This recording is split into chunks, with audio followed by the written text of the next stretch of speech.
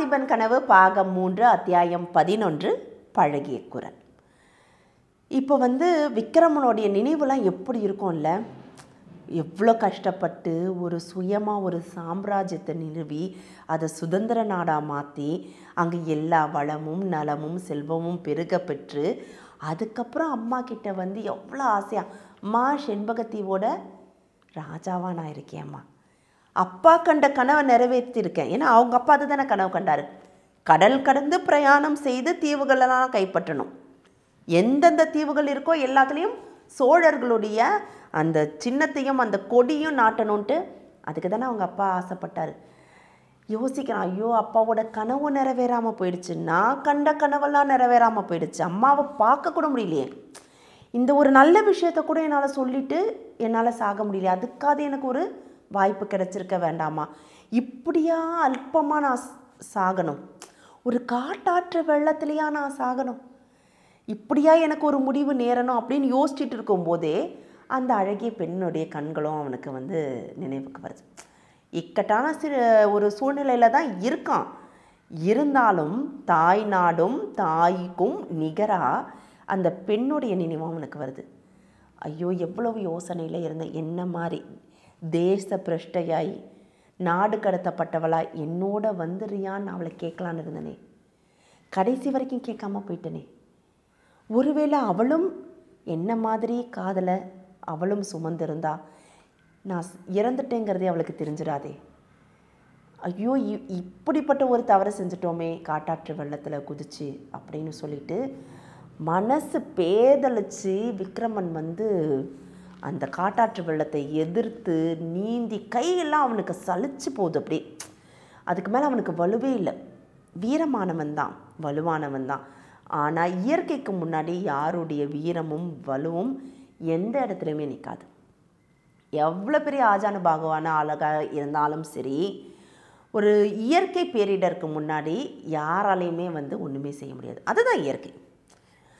தள்ளுறான், 2 கையாலேயும் நீந்தி நீந்தி நீந்தி கரை சேர முடியுமா அப்படின்ற அந்த எண்ணமே அவனுக்கு இதுக்கு மேலே முடியாதுங்கிற அளவுக்கு வந்துடுது.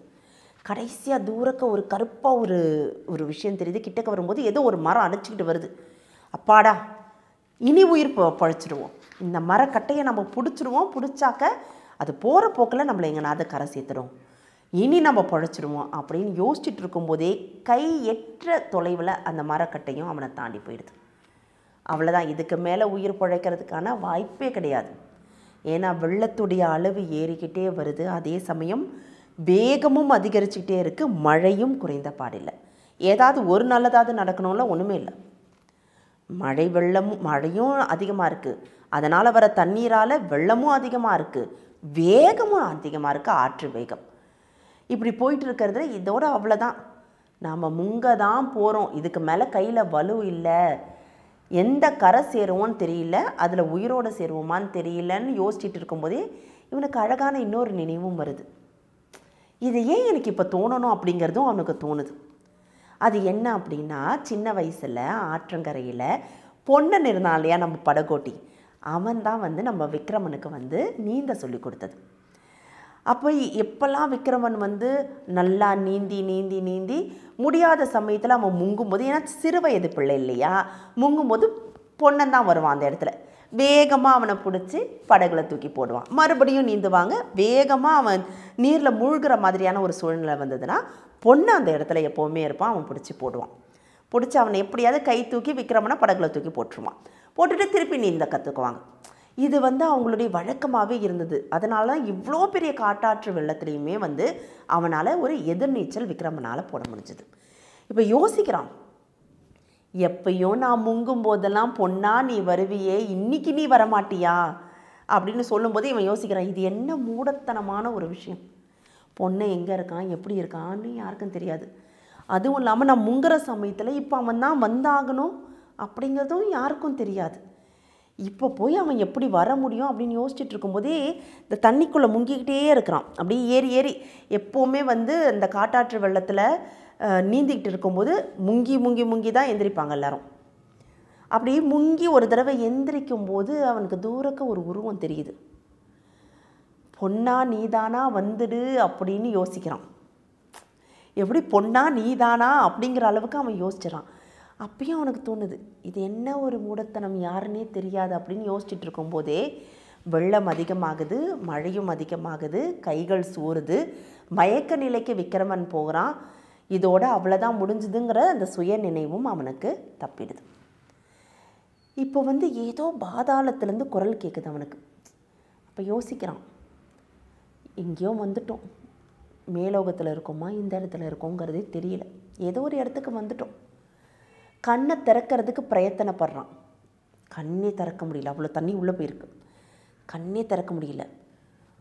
ஒரு மாதிரி பள்ளத்தாக்கு அடியிலேருந்து அதாள பாதாளத்துலேருந்து ஒரு குரல் கேட்குது அவனுக்கு. இளவரசே எந்திரிங்க, இளவரசே எந்திரிங்க, இளவரசே எந்திரிங்க, நான் பார்க்குறது நிஜமா கனவா அப்படின்னு சொல்லிட்டு இவனுக்கா கண்ணை திறக்க முடியல. ரொம்ப பிரயத்தனப்பட்டு கண்களை விரித்து பார்க்குறான்.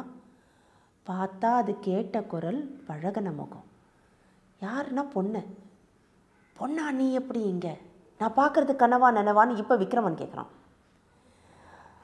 இளவரசி அதே தான் நானும் யோசிக்கிறேன், நீங்கள் எப்படி இங்கே, அதுவும் இந்த காட்டாற்று வெள்ளத்தில் நீங்கள் எப்படி சிக்கிறீங்க, எனக்கு ஒன்றுமே புரியலையே, நீங்கள் எப்படி இங்கே வந்தீங்க அப்படின்னு சொல்லிட்டு பொண்ணை பயங்கரமாக ஆச்சரியத்தோடு அவன் கேட்டுட்ருக்கான்.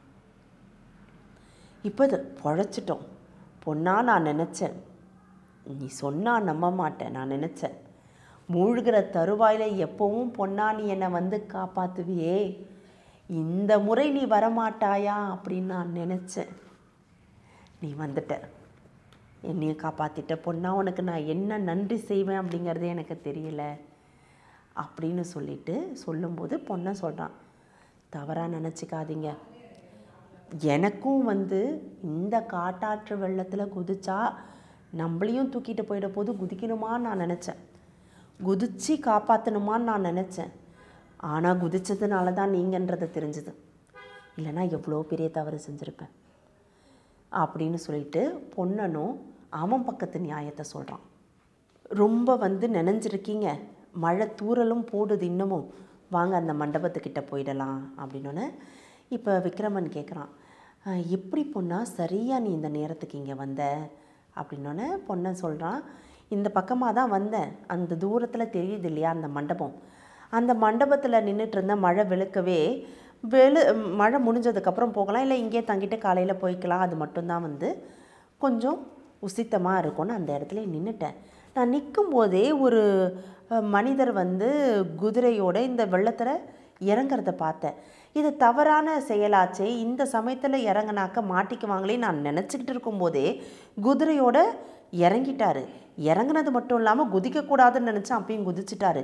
அப்பயும் முடிவு பண்ணிவிட்டு இறங்கி ஓடி வர ஆரம்பிச்சிட்டேன். நான் யாராக இருந்தாலும் காப்பாற்றணும்னு, ஆனால் நீங்கங்கிறதுனால எனக்கு ஏதோ நான் செயற்கரிய காரியம் செய்தனாங்கிறது தெரியாது, ஆனால் என் பிறவி பயன் அடைஞ்சிட்டேன், நல்ல வேலைக்கு அதை நீங்களாக இருக்கவே காப்பாற்றிட்டேன். சரி ஆஸ்வாசமாக எல்லாத்தையும் பேசிக்கலாம் வாங்க, நல்ல வேலைக்கு மகாராணி போல் உங்களுக்கு எதுவும் ஆயில்லைன்னொன்னே இப்போ படப்படக்குது. அதாவது அவனுடைய மகாராணி போலன்னு சொன்னோன்னே விக்ரமனுடைய இதய துடிப்பே வெளியில் கேட்குது. சொல்லு பொண்ணா சொல்லு, மகாராணிக்கு என்ன நேர்ந்தது சொல்லு, அவங்க இல்லையா, உயிரோடு இல்லையா, அவங்க இறந்துட்டாங்களா சொல்லு பொண்ணா, இதுக்காகவா நான் தூர தேசத்துலேருந்து கடந்து ஓடி வந்தேன், சொல்லு பொண்ணா சொல்லு பொண்ணானோன்னே இல்லை இல்லை மகாராணிக்கு ஒன்றும் ஆகலை, எல்லாத்தையும் ஆஸ்வாசமாக சொல்கிறேன், அந்த மண்டபத்துக்கு போகலாம், அவங்க உயிரோடு தான் இருக்காங்க, அவங்க எங்கேயோ இருக்காங்க ஆனால் உயிரோடு தான் இருக்காங்க, என்ன நடந்ததுங்கிறத நான் தெளிவாக உங்களுக்கு சொல்கிறேன், பயப்பட வேண்டாம் வாங்க அப்படின்னு சொல்லிட்டு அந்த மண்டபத்தை நோக்கி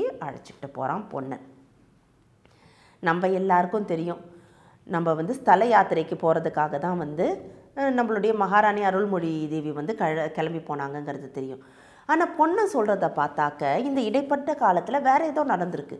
அப்படி மகாராணிக்கு என்ன தான் நடந்தது, அது பொண்ணை விக்ரமன் கிட்ட சொன்னானா, இது எல்லாத்தையும் அடுத்து வரும் அத்தியாயங்களில் பார்த்து தெரிஞ்சுக்கலாம்.